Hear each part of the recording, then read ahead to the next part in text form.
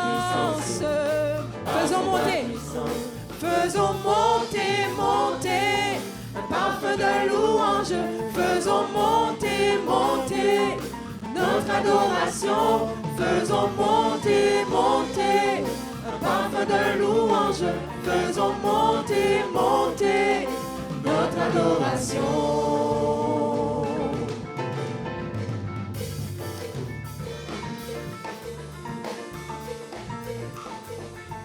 À nous la force, la joie du Seigneur. À nous la puissance, par son bras puissant. À nous la force, la joie du Seigneur. À nous la puissance, par son bras puissant. À nous la force, la joie du Seigneur. À nous la puissance, faisons monter, faisons monter, monter un parfum de louange. Faisons monter, monter notre adoration. Faisons monter, monter un parfum de louange. Faisons monter, monter notre adoration.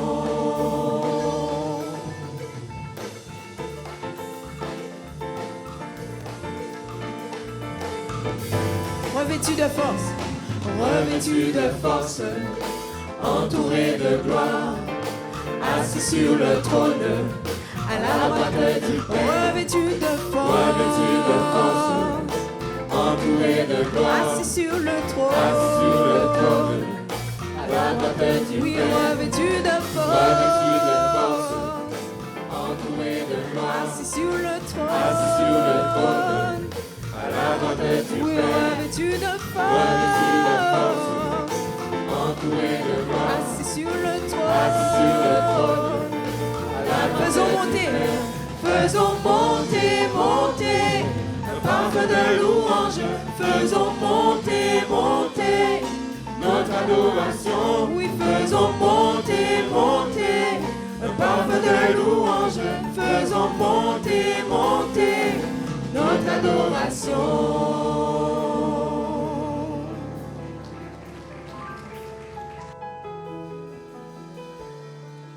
Que ton nom est majestueux, Seigneur, sur toute la terre. Ton nom est fort et puissant, ton nom est glorieux et grand. En lui nous sommes sauvés. Que ton nom est majestueux, Seigneur, sur toute la terre. Ton nom est fort et puissant, ton nom est glorieux et grand. En lui nous sommes sauvés. Nom de Jésus, plus haut que tous les noms, roi des rois, aucun nom n'est comme le sien. Nom de Jésus, plus haut que tous les noms, Alpha, Oméga, aucun nom n'est comme le sien. Ton nom est comme un doux parfum. Ton nom est comme un doux parfum, déversé sur mon âme, sur mon âme. En ton nom nous surmontons tout, en ton nom nous avons la victoire. Ton nom est tout puissant. Le nom de Jésus, plus haut que tous les noms, roi des rois, aucun nom n'est comme le sien. Nom de Jésus, plus haut que tous les noms, Alpha, Oméga, aucun nom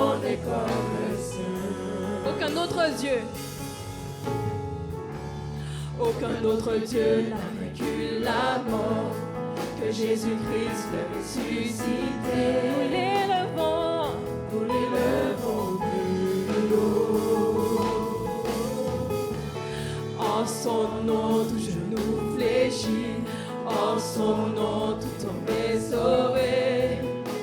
Nous invoquons son nom. Le nom de Jésus, plus haut que tous les noms.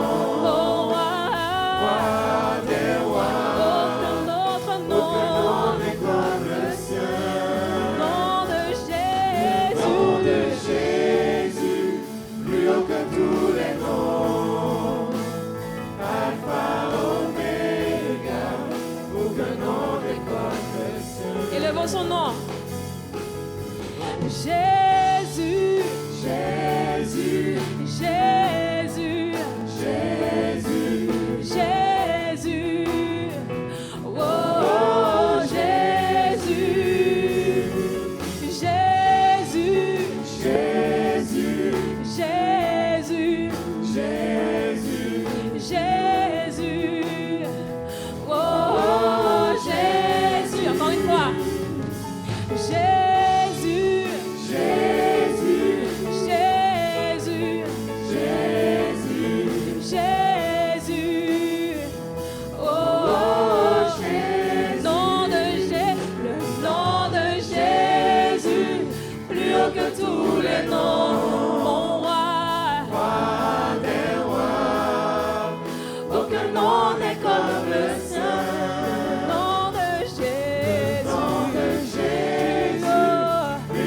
Tous les noms, Alpha, Oméga, aucun nom n'est comme le sien. Le nom de Jésus, plus haut que tous les noms, roi des rois, aucun nom n'est comme le sien. Le nom de Jésus, plus haut que tous les noms, Alpha, Oméga, aucun nom n'est comme le sien.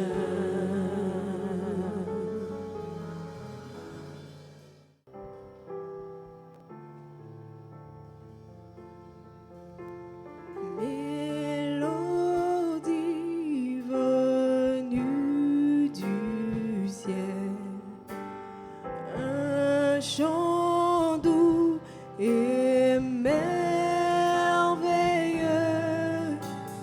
tous les anges en harmonie, d'une seule voix célèbre ton nom. Oui, ta puissance et ta grande, ta gloire remplisse l'univers. Ton éclat et ta splendeur, ta beauté sont incomparables.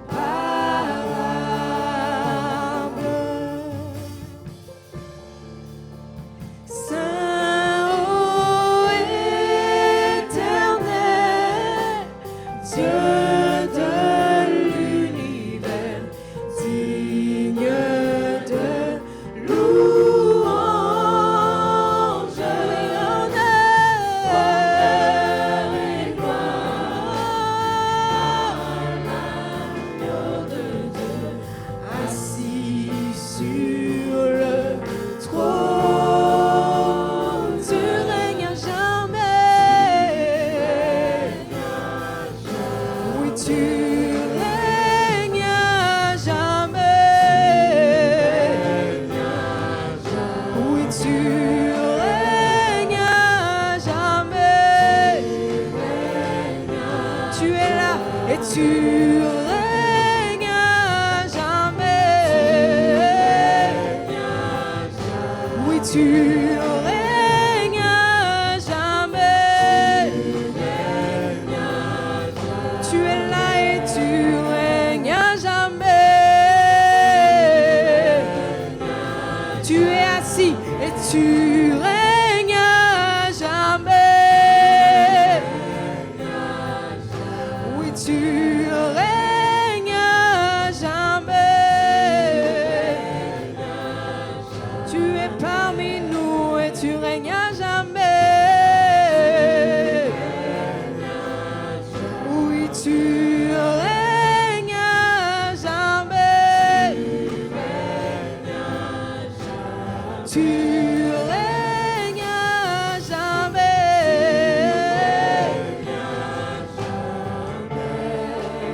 Oui, assis, assis sur le trône. Tu règnes à jamais. Tu es assis, assis, assis. Sur le trône. Tu règnes à jamais. Tu es assis et tu règnes à jamais. Tu es assis, oui, tu règnes à jamais. Oui, tu es assis sur ton trône, tu règnes à jamais. Oh oui, tu règnes à jamais. Oui, tu règnes à jamais. Tu règnes à jamais. Tu règnes à jamais.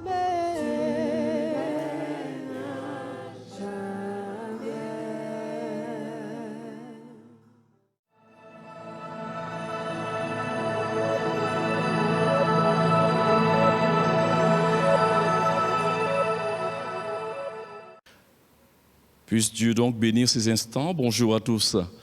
Dieu est formidable et nous avons toujours le plaisir de nous adresser à vous. Et aujourd'hui, j'ai ce privilège, dans cette équipe que nous formons, de porter la parole du Seigneur, que ce soit sur la radio RSV ou encore sur cette plateforme Internet de la Fédération. Je pense que, ou j'espère que vous allez bien. On dit mois de mai, mois de chaleur, et pourquoi pas. J'aimerais que nous ouvrions la parole de Dieu dans Ecclésiaste, le chapitre 3 et le verset 1er. Ecclésiaste, le chapitre 3, le verset 1er. Il y a un temps pour tout, un temps pour toutes choses sous les cieux. Et si nous allons dans le même chapitre, au verset 8, nous lisons ce qui suit. Un temps pour aimer et un temps pour haïr, un temps pour la guerre et un temps pour la paix. Discerner le temps. Il y a un temps pour tout, comme nous venons de le réaliser et l'entendre, mais chacun de nous, nous vivons un temps. Il y a le temps de l'adolescence, le temps également de la jeunesse, le temps de l'âge mûr et le temps également de l'âge d'or des aînés. En gros, il y a des dispensations qui, comme un découpage dans notre existence, mais c'est aussi valable dans la vie de tous les jours. Comme la Bible dit, il y a un temps pour tout. Je m'arrêterai sur un temps pour la guerre et un temps pour la paix et poser la question qui, à mon avis, s'impose. Es-tu en guerre? Es-tu en guerre? Ton pays est-il en guerre? On peut être en guerre avec soi-même, et j'ai parlé des différentes phases que nous connaissons dans la progression, dans le déroulement de notre vie, et on parle de crise existentielle à certains moments. Mais si je reviens par rapport au pays, vous le savez très bien, tous les pays ne sont pas forcément en guerre. Telle contrée, telle partie du monde, eh bien, se trouve dans la tranquillité, comme un oasis, et d'autres, je dirais, c'est le tumulte, c'est l'agitation. Mais heureusement pour certains, comme c'est le cas de notre pays, d'une certaine manière, nous sommes épargnés de cette guerre. Je parle de cette guerre parce qu'en Europe, il y a plusieurs guerres qui sévissent en ce moment. 2 guerres mondiales furent vécues par nos aînés, par nos pères. Personnellement, j'ai entendu des témoignages. Plus jamais ça, plus jamais cela. Ça a été horrible, disaient certains. S'il y a la guerre physique, la guerre matérielle. Il y a aussi une guerre, et sur laquelle je reviendrai tout à l'heure, c'est la guerre spirituelle qui existe bel et bien. Si je considère la guerre physique, comme je viens de le dire, physique et matérielle, il y a à certains moments une médiation qui pourrait donc prendre naissance pour aller vers des traités de paix. Et ces tentatives peuvent, je dirais, être de bon augure parce que la finalité peut être une sortie de crise. Mais à certains moments, eh bien, cela s'enlise dans des bombardements et c'est toujours une crispation et une désolation profonde pour les peuples qui y vivent et qui connaissent donc la guerre. Mais quand il y a donc une bonne gestion, une bonne médiation, et quand ça peut aussi déboucher sur une sortie de crise, comme je l'ai indiqué, et cela emmène au cœur des populations, au cœur de la population, une grande joie. On peut donc le comprendre puisque en toute situation de difficulté, de pénibilité, l'espérance est autorisée. Et l'espérance de ces citoyens qui connaissent la guerre, c'est compréhensible.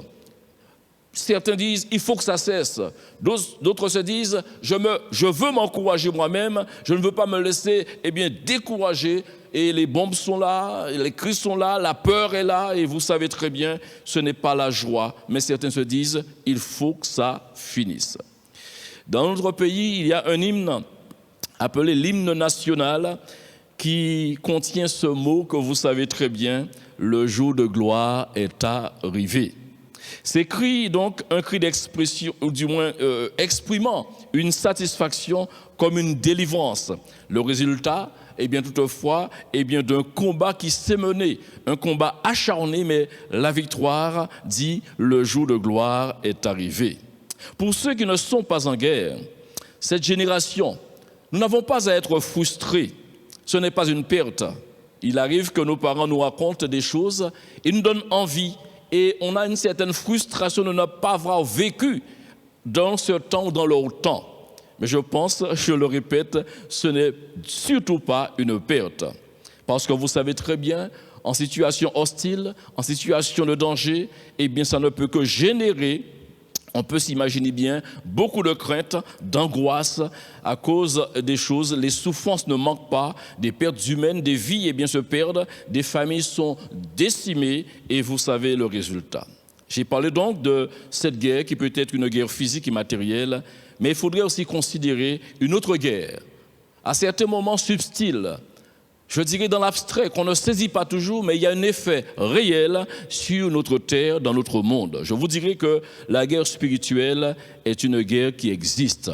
La guerre spirituelle est une guerre qui se passe à certains moments dans le monde invisible, dans le ciel, mais avec une répercussion sur la terre. D'ailleurs, remarquez ce que dit 1 Jean, chapitre 5, verset 19.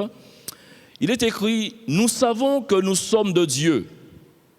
Et que le monde entier est sous la puissance du malin. Nous savons, dit-il, que nous sommes de Dieu et que le monde entier est sous la puissance du malin. Encore l'apôtre Jean, si nous allons dans le dernier livre de la Bible, le livre de l'Apocalypse, il nous laisse ses écrits pour montrer ce qui eut lieu dans le ciel avec une conséquence certaine pour notre société, pour notre monde, et ça ne date pas d'aujourd'hui, mais ça date depuis très très longtemps. Selon le chapitre 12 de l'Apocalypse, regardez au verset 7, il y eut guerre dans le ciel. Vous avez vu ce que je vous disais? Une guerre spirituelle dans le ciel, dans le monde invisible, ou du moins dans ce que nous ne pouvons percevoir avec nos yeux charnels. Michel et ses anges combattirent contre le dragon, et le dragon et ses anges combattirent, mais ils ne furent pas les plus forts. Et leur place ne fut plus trouvée dans le ciel. Et il fut précipité, le grand dragon, le serpent ancien, appelé le diable et Satan, celui qui séduit toute la terre. Il fut précipité sur la terre et ses anges furent précipités avec lui, ceux que nous considérons, que nous appelons les démons. Et j'entendis dans le ciel une voix forte qui disait « Maintenant, le salut est arrivé et la puissance et le règne de notre Dieu et l'autorité de son Christ. Car il a été précipité, l'accusateur de nos frères, celui qui les accusait devant notre Dieu jour et nuit. Ils l'ont vaincu à cause du sang de l'agneau et à cause de la parole de leur témoignage, et ils n'ont pas aimé ils n'ont pas aimé leur vie jusqu'à craindre la mort. C'est pourquoi nous dit ce même passage au verset 12, « C'est pourquoi réjouissez-vous cieux et vous habitants des cieux. Cependant, malheur à la terre et à la mer, écoutez bien, car le diable est descendu vers vous. » Oui, la terre et la mer, le diable est descendu vers vous, animé d'une grande colère, sachant qu'il a peu de temps. Peu de temps. Son temps est compté. Dieu sait que le temps du diable est compté et que son lieu de résidence éternelle, c'est l'enfer ou encore la géhenne.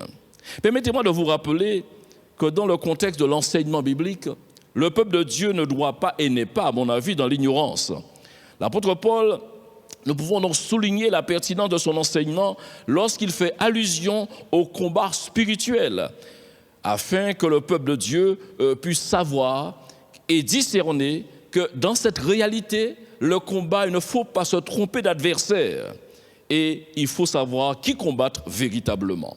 Regardons ensemble, ou encore lisons ou entendons, si vous n'avez pas la Bible, vous m'entendez, selon Éphésiens chapitre 6, verset 10 jusqu'au verset 18. Au reste, fortifiez-vous dans le Seigneur et par sa force toute puissante. Revêtez-vous de toutes les armes de Dieu afin de pouvoir tenir ferme contre les ruses du diable. Parce qu'il a été précipité, souvenez-vous, selon Apocalypse, précipité, et sa mission c'est de faire des dégâts, sa mission c'est de dévorer, de détruire. Oh, vous le savez, et si vous ne le saviez pas, vous l'entendez aujourd'hui. Je relis ce verset. Revêtez-vous, selon le verset 11, de toutes les armes de Dieu. Enfants de Dieu, peuple de Dieu. Battre les mains, louer le Seigneur, acclamer le Seigneur, l'adorer en esprit en vérité. Alléluia. Cependant, beaucoup d'entre nous, nous perdons cette notion de combattant de Christ. Nous perdons cette notion que nous avons à mener un combat, une guerre qui est perpétuelle, qui eut lieu dans le ciel, et cette guerre encore se poursuit ici-bas. Oui, revêtez-vous, ne négligez pas cet aspect. C'est un ordre qui est donné à tous les croyants de l'humanité. Revêtez-vous de toutes les armes de Dieu afin de pouvoir tenir ferme contre les ruses du diable, car, dit-il, nous n'avons pas à lutter contre la chair et le sang, mais contre les dominations, contre les autorités, contre les princes de ce monde de ténèbres, contre les esprits méchants dans les lieux célestes. C'est pourquoi, verset 13, prenez toutes les armes de Dieu afin de pouvoir résister dans le mauvais jour et tenir ferme après avoir tout surmonté. Tenez donc ferme. Ayez à vos reins la vérité pour ceinture, revêtez la cuirasse de la vérité, mettez pour chaussure à vos pieds le zèle que donne l'évangile de paix, prenez par-dessus tout cela le bouclier de la foi, avec lequel vous pourrez éteindre tous les traits enflammés du malin. Donc, il y a une notion d'autorité. En prenant donc, ce bouclier de la foi, nous allons pouvoir éteindre tous les traits enflammés du malin. Il est bon de croire, c'est un incontournable.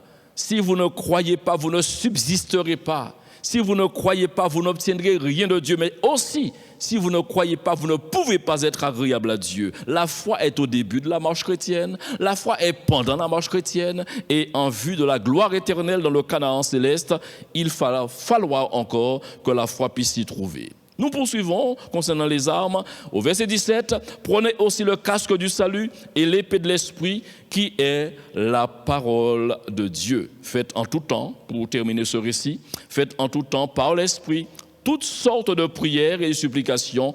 Veillez à cela avec une entière persévérance et priez pour tous les saints. Discernez le temps. Jésus fera une interpellation. Mais il y a, à mon avis, une forme d'indignation parce qu'il remarque que les personnes à qui il s'adressera n'ont pas ou ne cultivent pas, ne développent pas un sens, un bon sens, ni une intelligence. Dans Luc, au chapitre 12, verset 54 jusqu'au verset 57, il dit encore aux foules, quand vous voyez un nuage, et là il leur parle des choses non pas abstraites, mais des choses concrètes. Des choses vues, considérées, et dans l'usage, dans la pratique de tous, nous avons tous cette réaction. Nous regardons le ciel, nous regardons la mer. En gros, nous pouvons donc analyser et mener des réflexions. Il leur dit, quand vous voyez un nuage se lever à l'Occident, vous dites aussitôt, c'est-à-dire vous portez une appréciation. La pluie vient et il arrive ainsi. Et quand vous voyez souffler le vent du midi, vous dites, il fera chaud et cela arrive. Et maintenant, il leur dit, au vu de cette logique que vous appliquez, et qui est une bonne logique, il leur dit maintenant, hypocrite. Hypocrite, vous savez discerner l'aspect de la terre et du ciel. Comment ne discernez-vous pas ce temps-ci? Comment est-ce possible? Comment ne discernez-vous pas ce temps-ci? Et pourquoi ne discernez-vous pas de vous-même ce qui est juste? Amen. Discerner le temps, pour que ça soit profitable, il faut que ça soit suivi des faits. J'ai des questions et je veux vous les soumettre. Lorsqu'on parle de temps et qu'on a discerné en quel temps que nous nous trouvons, certaines questions viennent d'elles-mêmes. Est-ce le temps de travailler? Est-ce le temps de se retirer, de se reposer? Surtout ceux qui font partie des retraités. Mais celui qui est jeune, est-ce le temps de travailler? Je profite de la vie, en gros bailladant. Le plaisir l'emporte sur d'autres choses. Mais jusqu'à quand cette jeunesse? Nous en faisons un constat aujourd'hui, et je ne suis pas le seul, les sociologues et tous les habitants de la Terre, permettez-moi d'élargir, font ce même constat. Avant, il y avait des périodes spécifiques pour les fêtes, des périodes marquées, et cela arrivait parfois tous les 2, tous les 3 mois. Aujourd'hui, je ne vous parle même pas des grandes villes, dans certains continents où c'est 24 heures sur 24, ça tourne sans jamais s'arrêter. Mais j'aimerais vous dire, c'est un constat qui est fait, c'est fait sur fait. Comme pour mettre en évidence cette prophétie biblique, les hommes aimeront le plaisir plus que Dieu. Plaisir, plaisir, plaisir, plaisir. Et certains préfèrent rester dans un schéma de précarité, ou du moins présentant cela à l'État, disant « je ne trouve pas du travail ». Mais regardez ces gens-là, suivez leur manière de vivre et vous comprendrez que c'est plutôt le plaisir qui prime à leurs yeux, dans leur cœur. Alors, je reviens sur la question, est-ce le temps de travailler?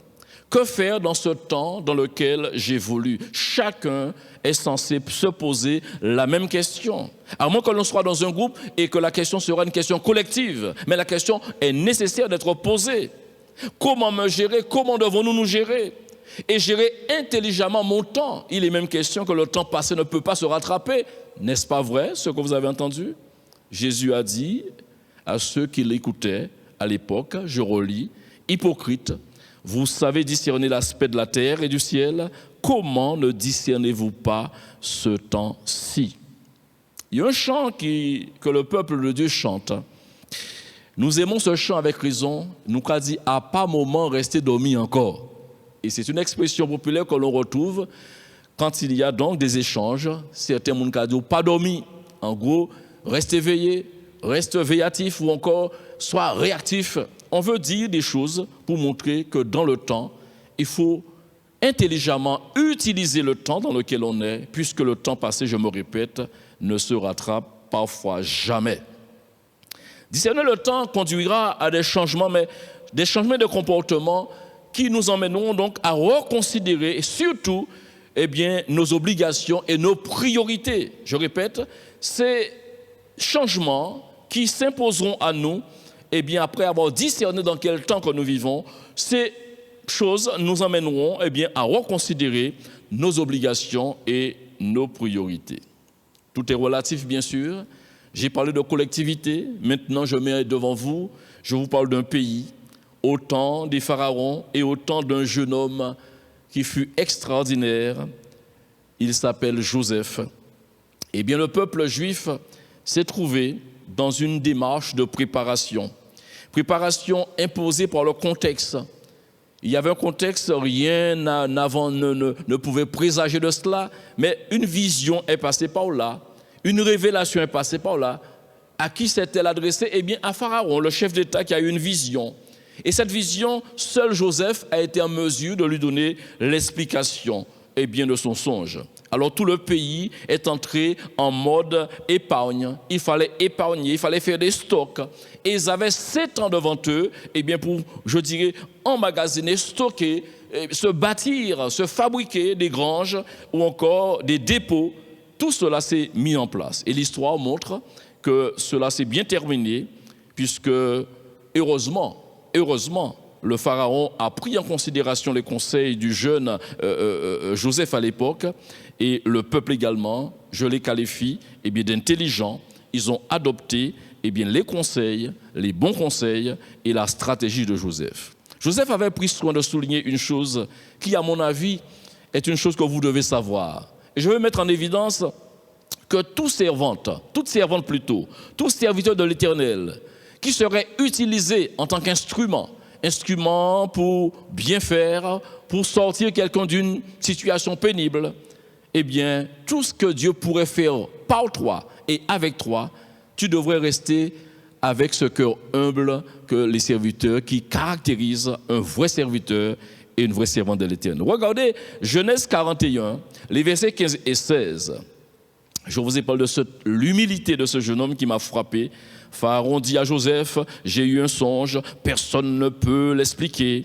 Et j'ai appris que tu expliques un songe après l'avoir entendu. Quand vous entendez ça, ça peut flatter. Et lui, Joseph répondit à Pharaon en disant, ce n'est pas moi. Alléluia. Non pas à moi, mais à ton nom tu donnes gloire. Ce n'est pas moi, c'est Dieu. Amen, alléluia, c'est Dieu. J'aimerais vous rappeler que tout don parfait et excellent nous vient d'en haut. Alléluia. Tout nous vient d'en haut. Tout nous vient d'en haut. Béni soit Dieu. C'est Dieu qui donnera une réponse favorable à Pharaon. Oui, c'est Dieu, ce n'est pas moi. On a l'habitude de le dire, mais j'aimerais que le peuple de Dieu puisse entrer dans cette culture-là. Lorsqu'une chose extraordinaire s'opère, se fait par nous, nous devons donner gloire à Dieu, nous dire ouvertement aux gens, ce n'est pas nous. Qu'avons-nous que nous n'ayons reçu? Notre capacité nous vient de Dieu. Alors toute la gloire, la louange doit revenir à Dieu. Je le lis encore pour une dernière fois. Ce n'est pas moi, c'est Dieu qui donnera une réponse favorable à Pharaon. Je suis tenté de vous le dire. Et j'aimerais vous dire, pourquoi pas un d'entre nous qui serait utilisé dans les pays, j'ai parlé de pays en guerre, de situations conflictuelles. Pourquoi un chrétien ne serait pas appelé pour mettre de l'ordre, pour jouer la fonction de médiateur? On ne sait jamais. Mais je pense que nous sommes capables de le faire. Et Dieu fait revêtir la grâce sur ses enfants pour être dans une situation de ténèbres, pour être la lumière qui apportera l'éclairage qu'il faut.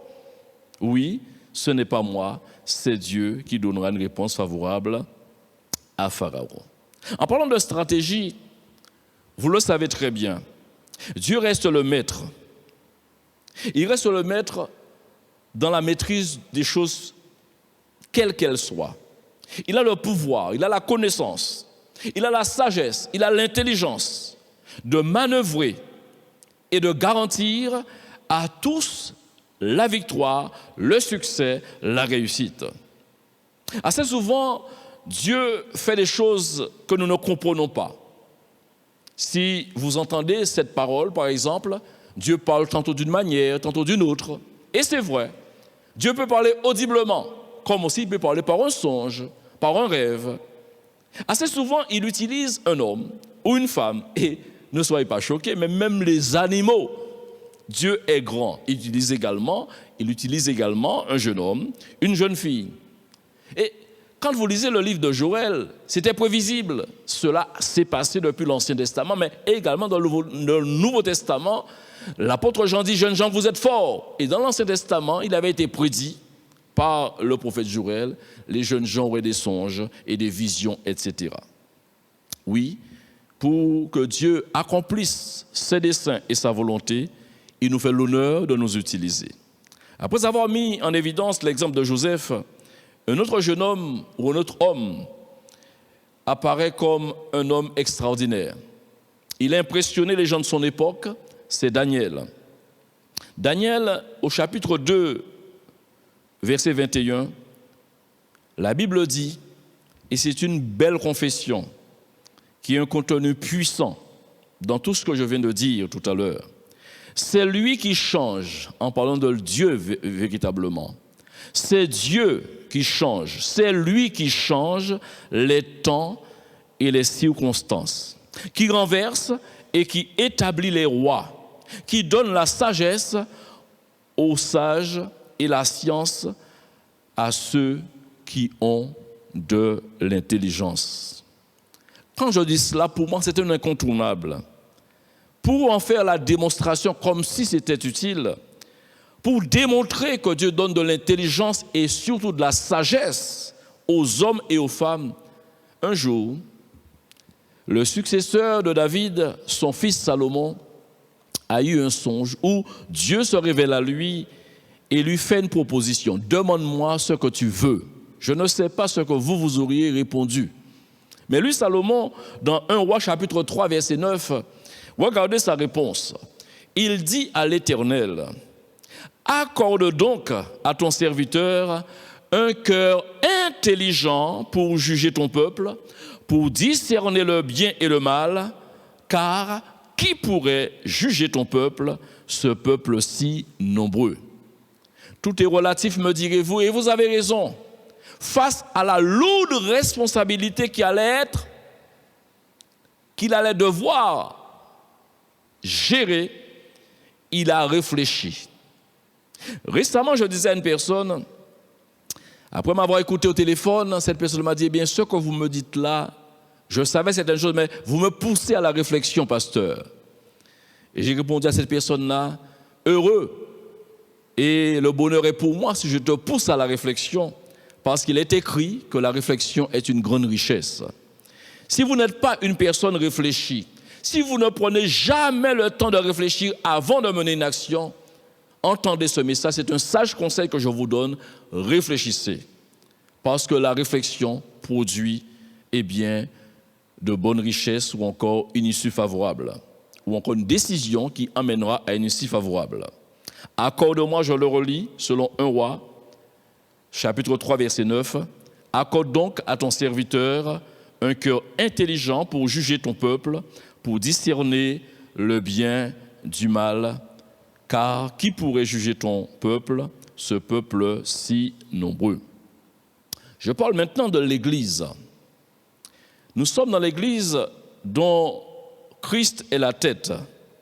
Cette Église, tout est fait, tout est mis en œuvre par ce Dieu vivant et vrai, et par le Saint-Esprit qui a la charge de la conduire dans toute la vérité, pour qu'elle soit belle, qu'elle soit dans une dynamique, eh bien, de sanctification, pour se dépouiller, parce que l'Église, quand je parle de l'Église, j'ai omis de m'expliquer pour ceux qui sont des novices. L'Église, ce n'est pas le bâtiment, c'est le temple. Mais l'Église, dans son caractère même, ce sont des hommes et des femmes sortis du monde, séparés du monde, sanctifiés et mis ensemble, qui forment, qui composent, eh bien, le corps de Christ et la maison du Seigneur.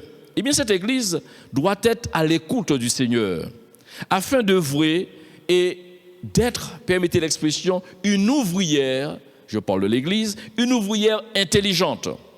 Certains, et comme moi, je suis de ces personnes-là, qui ont trouvé une relation, selon Proverbe 31, qui parle de la femme vertueuse, comme, je dirais, un message qui est laissé pour transparaître l'Église au travers de cette femme vertueuse, qui est une femme engagée, qui pense à un chant, qui l'acquiert, une femme, bref. Je t'ai dit dans le langage créole, sans potomitan, moi je dit ça, mais c'est tout comme elle était donc vaillante, travailleuse, non paresseuse, non médiseuse, etc. Mais elle était efficace. Donc l'Église, qui est donc une communauté, un corps, est appelée, à mon avis, aussi à marcher et à œuvrer. Et un texte, je prends 2 textes de l'Ancien Testament pour mettre en évidence ce que nous devons avoir en tant que membres de l'Église, comme comportement et comme attitude par rapport à ce temps dans lequel nous évoluons. La Bible dit dans 2 Chroniques, chapitre 7, verset 14, « Si mon peuple sur qui est invoqué mon nom s'humilie, prie et cherche ma face, et s'il se détourne de ses mauvaises voies, je l'exaucerai des cieux, je lui pardonnerai son péché et je guérirai son pays. » J'aimerais faire une petite réflexion par rapport à ce passage, bien que cela soit situé dans l'Ancien Testament. L'Église a besoin de cultiver un état de cœur. Jésus a pris soin de dire dans Jean chapitre 17 que nous sommes dans le monde, mais que nous ne sommes pas du monde.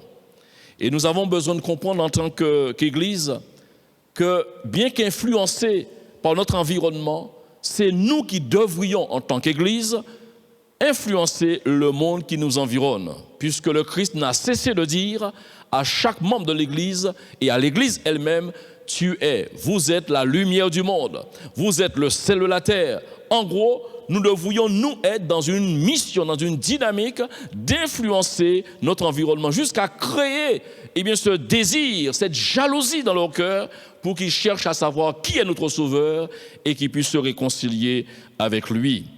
L'Église, à certains moments de son histoire, de son parcours, certaines églises sont tombées dans l'orgueil. Ce fut le cas pour les Corinthiens. Et l'apôtre Paul a eu à souligner des comportements, des choses qui se faisaient, voire même pire que ce qui se passait dans le monde. Et il leur a dit avec une certaine tristesse des choses qu'on n'entend parler, même pas au sein de la société, au sein des incroyants, mais vous faites ces choses. Et non seulement quand vous les faites, vous êtes comme dans un orgueil, vous êtes arrogant, et ça blessait le cœur de ses serviteurs. Quand nous sommes comme il le faut, quand nous sommes dans l'humilité, quand nous cherchons la face de l'Éternel, rappelons-nous tous, Jésus un jour est entré dans le temple et il a dit « Ma maison sera appelée une maison de prière ». Et on a besoin de savoir, c'est une maison qui doit être en connexion, en relation avec l'Éternel. Et qu'importe les personnes qui y entreraient, adresseraient à Dieu une prière, une demande, ou soumettraient à Dieu une situation, cette personne a l'espérance, l'espoir de trouver une solution. Alors, en parlant de solution, j'ai parlé de 2 textes au départ de l'Ancien Testament. Ce deuxième texte, c'est Jérémie, chapitre 33, verset 3, tout simplement qui met devant nous une invitation. « Invoque-moi et je te répondrai.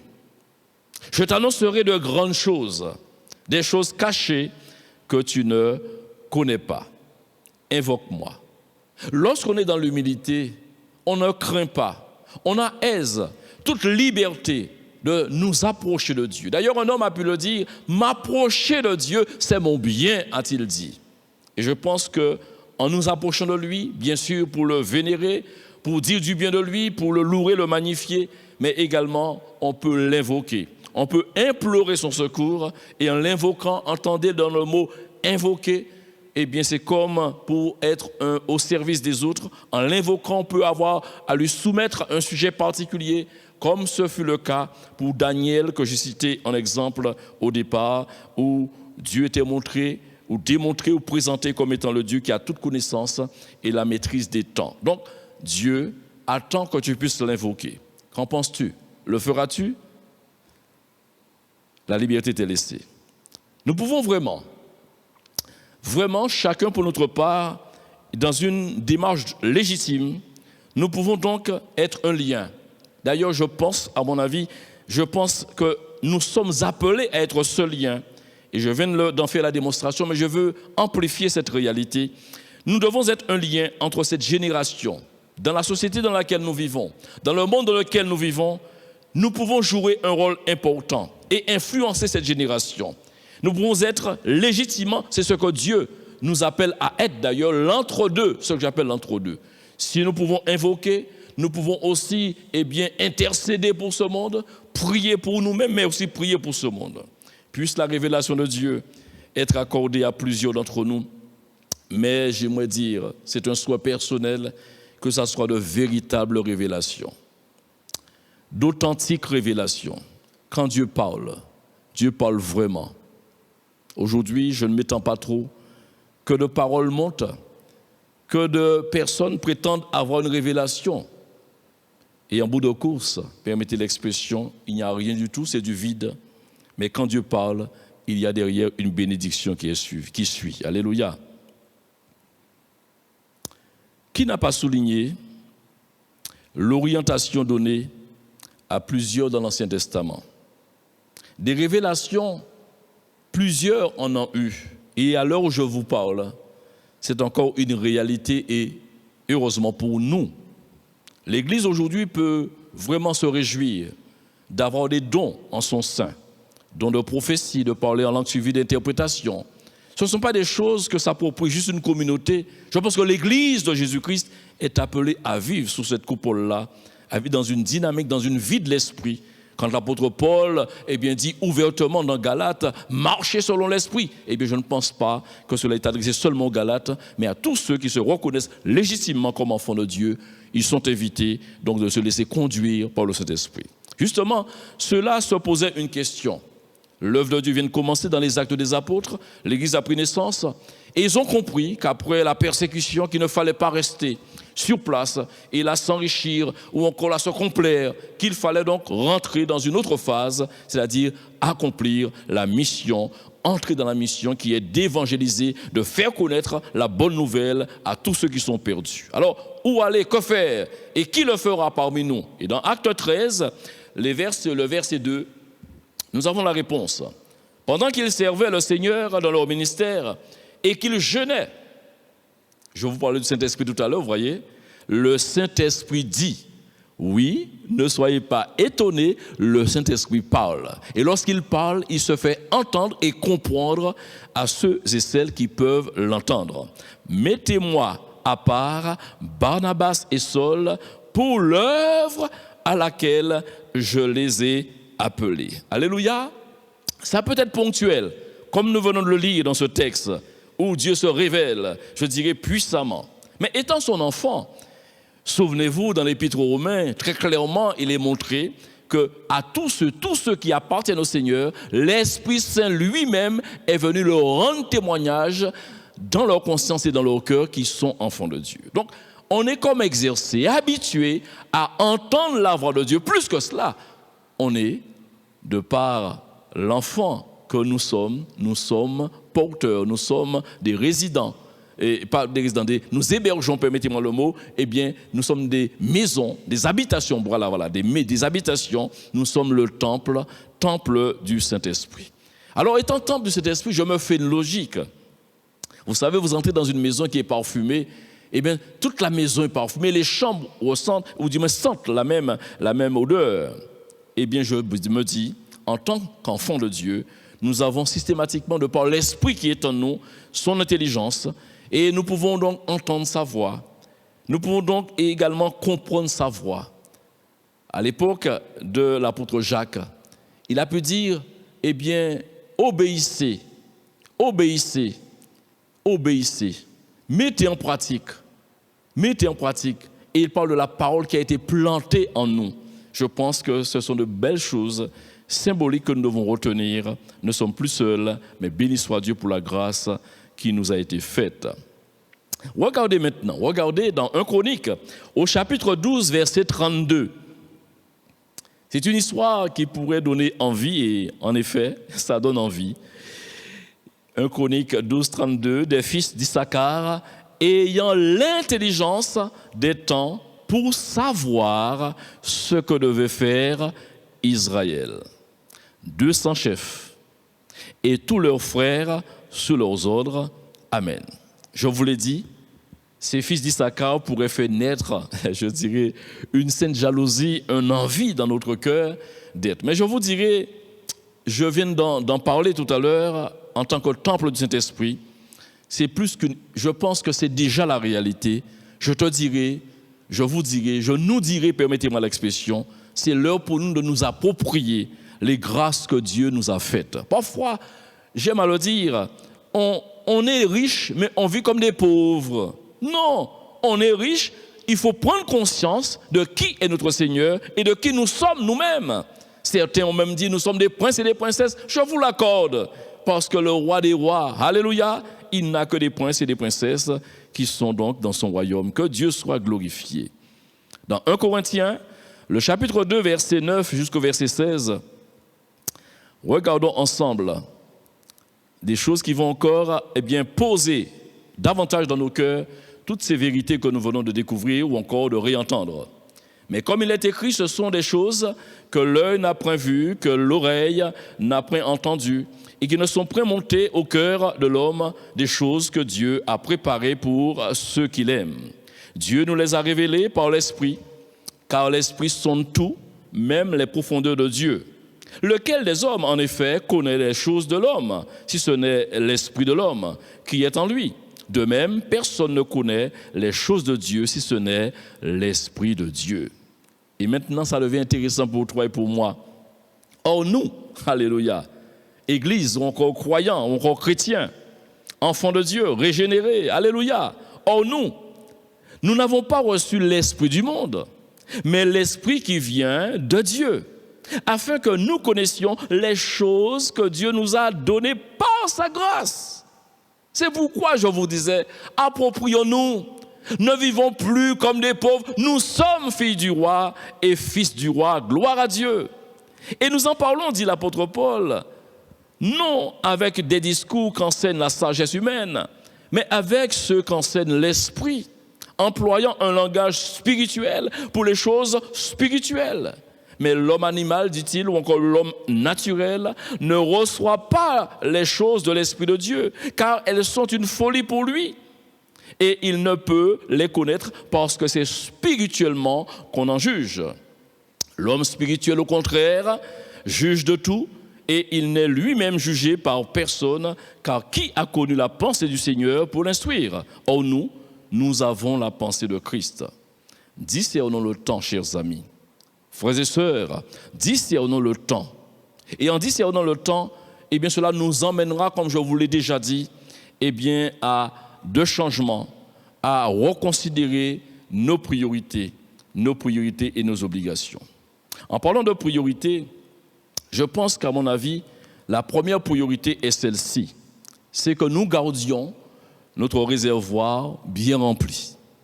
Mais qu'est-ce que le frère nous dit là? Oui, que nous gardions notre réservoir bien rempli. Je fais allusion aux 10 vierges. Cette histoire n'a pas fini d'inspirer. Et je vous conseille même de temps en temps de relire cette histoire pour bien vous laisser imprégner et pour que cela vous emmène non pas à la paresse, mais à une bonne rigueur, à une bonne vigueur, pour que chaque jour vous soyez trouvés zélés dans les bras du Seigneur et préoccupés d'être constamment remplis de l'Esprit de Dieu. Regardez cette histoire dans Matthieu 25, les versets 1 jusqu'au verset 13. Alors le royaume des cieux est semblable à 10 vierges qui, ayant pris leur lampe, allèrent à la rencontre de l'époux. 5 d'entre elles étaient folles et 5 sages.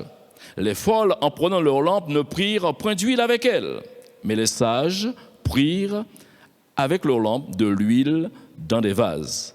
Comme l'époux tardait, toutes s'assoupirent et s'endormirent. Au milieu de la nuit, on cria « Voici l'époux, allez à sa rencontre !»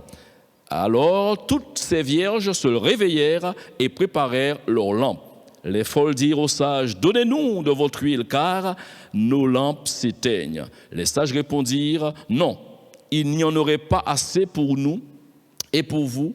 Allez plutôt chez ceux qui en vendent et achetez-en pour vous. » Pendant qu'elles allaient en acheter, l'époux arriva. Celles qui étaient prêtes entrèrent avec lui dans la salle des noces et la porte fut fermée. Ça ne vous dit rien? Ça me rappelle l'époque de Noé, quand Dieu lui-même a fermé la porte. Plus tard, verset 11, les autres vierges vinrent et dirent « Seigneur, Seigneur, ouvre-nous » Mais il répondit « Je vous le dis en vérité, je ne vous connais pas. » Et voyez maintenant l'ordre qui est donné, ou encore le conseil. Veillez donc, puisque vous ne savez ni le jour, ni l'heure. Certains disent, ce n'est pas encore le temps de se préoccuper. Mangeons et buvons, et l'année prochaine, on se sanctifiera. Ne raisonnez pas comme cela.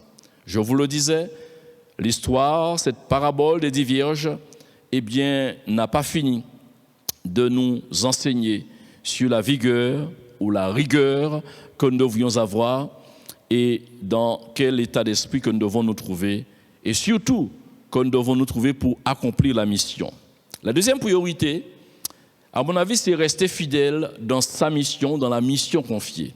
J'ai parlé de collectivité tout à l'heure, de communauté. Si l'Église est appelée à une mission, je pense que chaque membre de l'Église doit chercher à entendre la voix de son bon berger et y comprendre également quelle est la mission qui est confiée. La mission de l'un peut ne pas être la mission de l'autre. Et je me répète, tout est relatif en fonction du contexte, là où se trouve l'Église.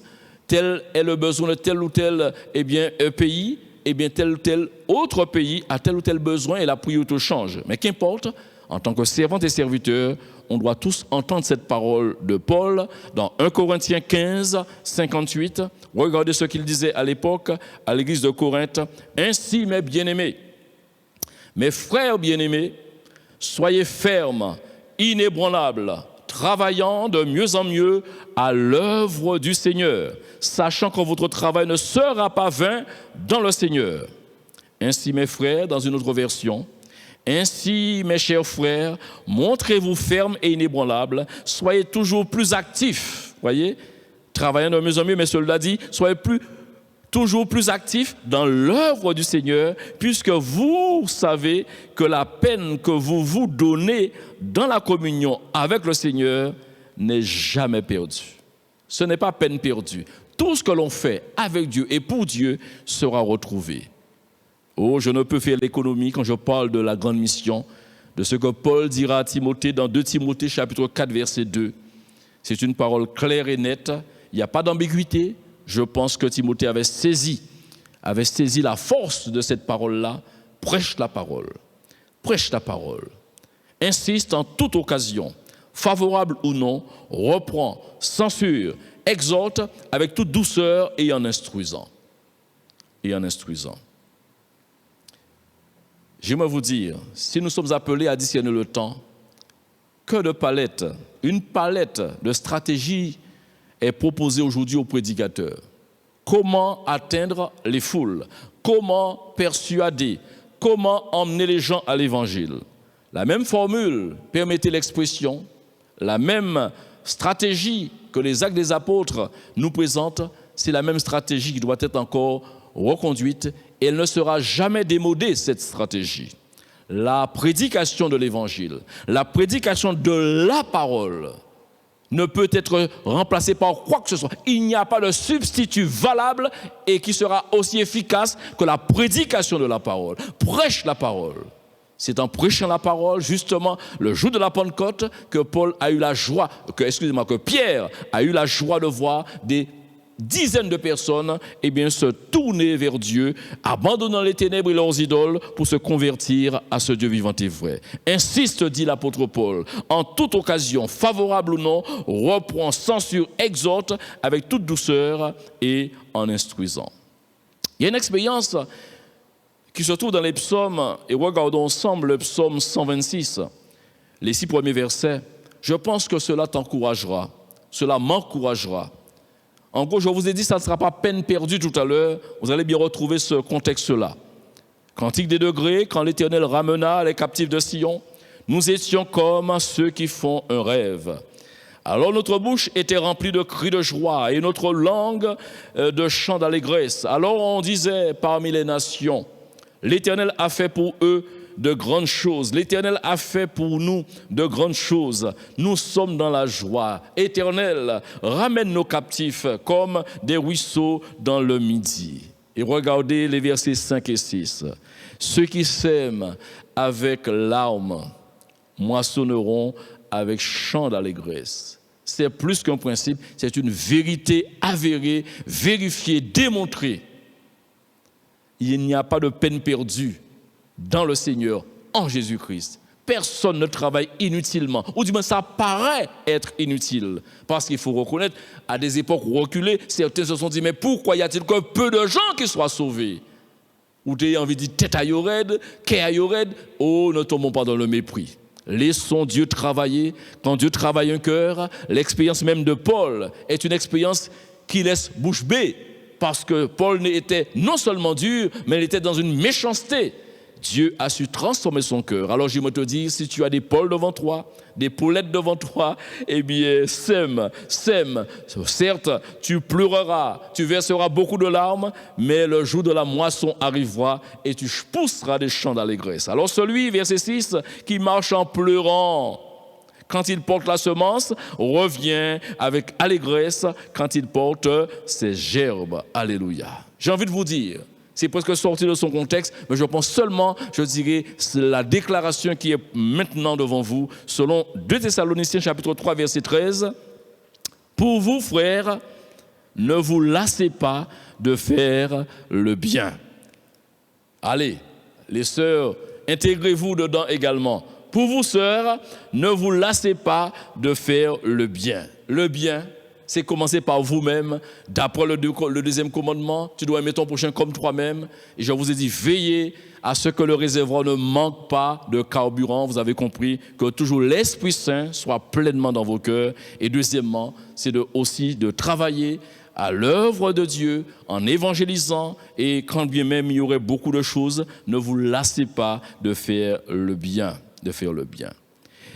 Il y a une prédiction qui met en évidence l'arrivée du Messie. Et dans Ésaïe 61, du premier verset jusqu'au verset 3, Ésaïe a parlé de choses que peut-être qu'il ne saisissait pas. Parce que ce n'est que 6 à 7 siècles plus tard que Jésus va arriver, que le Messie arrivera. Et ce texte nous dit, l'Esprit du Seigneur est sur moi, car l'Éternel m'a oint pour porter de bonnes nouvelles aux malheureux. Il m'a envoyé pour guérir ceux qui ont le cœur brisé, pour proclamer aux captifs la liberté et aux prisonniers la délivrance, pour publier une année de grâce de l'Éternel et un jour de vengeance de notre Dieu, pour consoler les affligés, pour accorder aux affligés de Sion, selon le verset 3, pour leur donner un diadème au lieu de la cendre, une huile de joie au lieu du deuil, un vêtement de louange au lieu d'un esprit abattu, afin qu'on les appelle les térébintes de la justice, une plantation de l'Éternel pour servir à sa gloire. Quand Jésus est arrivé, comme je vous l'ai dit, des siècles plus tard, il va entrer dans la synagogue et il va demander à ce qu'on lui remette le livre d'Ésaïe. Et il va relire ce passage. Et cela se trouve dans Luc, chapitre 4, depuis le verset 17. Le verset 17 jusqu'au verset 19. Et remarquez, il est dit, on lui remit le livre du prophète Ésaïe, l'ayant déroulé, il trouva l'endroit où il était écrit. Et regardez ce qui est écrit maintenant. L'Esprit du Seigneur est sur moi, etc. Et vous arrivez maintenant au verset 19. Il est dit, pour publier une année de grâce du Seigneur. Et au verset 20, vous ne trouvez pas tout ce développement qui s'est trouvé dans Ésaïe 61. Et tout de suite après, il est dit au verset 20, ensuite il roula le livre. Mais il s'est arrêté au moment où c'est écrit pour publier une année de grâce. Qu'est-ce que vous pouvez comprendre et qu'est-ce que nous devons comprendre? Il y a ici une validation de la mission que le Christ est venu donc accomplir, pour mettre en évidence une dispensation. Lorsqu'il précise ce qu'Ésaïe avait déjà annoncé pour publier une année de grâce, ce n'est pas littéralement qu'il faut prendre la chose. L'année de grâce qui est précisée ici, c'est carrément un temps, une dispensation, un temps qu'on appelle le temps de la grâce, et nous sommes dans ce temps jusqu'à ce que. C'est pourquoi, si nous devons nous discerner le temps, à pas moment rester dormi encore, ce n'est pas le temps pour nous de perdre du temps. Mais j'aimerais te poser une question personnelle. Quel temps es-tu en train de traverser? Quelle est la situation que tu traverses maintenant et qui t'emmène à des reconsidérations, à des bouleversements dans ta vie? J'aimerais te dire, qu'importe l'âge, qu'importe les choses qui impactent ta vie, qui t'emmènent à reconsidérer, ne reconsidère jamais une chose, c'est que Christ demeure toujours le même, hier, aujourd'hui et éternellement. Et ta foi doit demeurer la même foi. Sinon, elle doit grandir, elle doit augmenter, elle doit donc, je dirais, prendre en intensité, mais jamais diminuer. Ta foi te permettra de discerner clairement la voix, d'entendre la voix de ton bon berger. Alors, puis-je te dire, écoute-le. Je vais prier avec toi maintenant. Seigneur, tu es bon. Tu es bon. Et tu es venu pour être notre lumière pour éclairer nos cœurs et pour nous aider, Seigneur, à comprendre les choses spirituelles. Tu l'as bien dit, Seigneur, que l'homme naturel ne peut pas comprendre, ne peut pas concevoir les choses de Dieu, parce que lui, il est dans son état charnel. Mais la grâce nous a été faite, le privilège nous a été donné, Seigneur, de comprendre les choses de Dieu, parce que tu fais de nous l'habitation de ton Saint-Esprit. L'honneur et la grâce est pour nous, Seigneur. Nous qui sommes Église de Jésus-Christ, nous sommes honorés, mais également nous sommes invités à prendre une grande responsabilité. C'est de veiller sur notre cœur, mais aussi de continuer à travailler de mieux en mieux à l'œuvre du Seigneur. Fais-nous la faveur d'être renouvelés à tous égards, surtout le discernement de notre cœur, que nous sachions nous comporter en rachetant le temps, en ayant toujours le comportement qu'il faut, l'attitude qu'il faut, et que nous restions toujours prudents, vigilants, et qu'ainsi ton nom soit glorifié là où nous sommes, là où tu nous as placés. Honneur, louange et gloire te reviennent, Père, au nom précieux de ton Fils Jésus-Christ. Amen. Gloire au Seigneur. Que Dieu vous bénisse. Je viens vers toi dans le secret, en ta présence, je veux rester. Tu es, tu seras toujours là.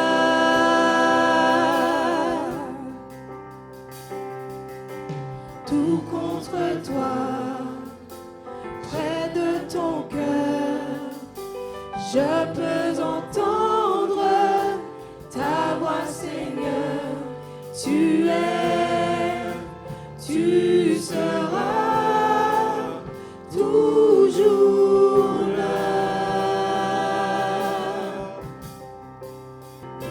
Ébloui devant toi,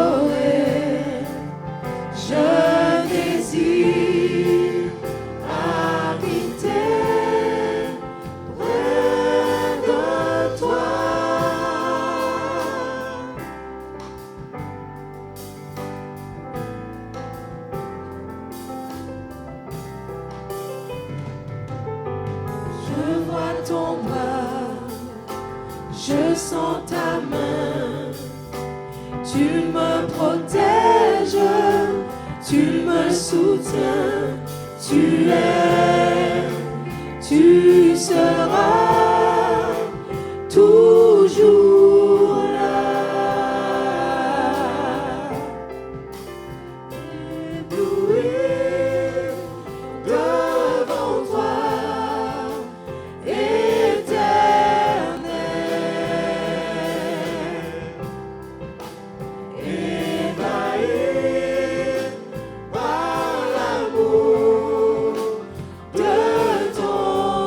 yeah.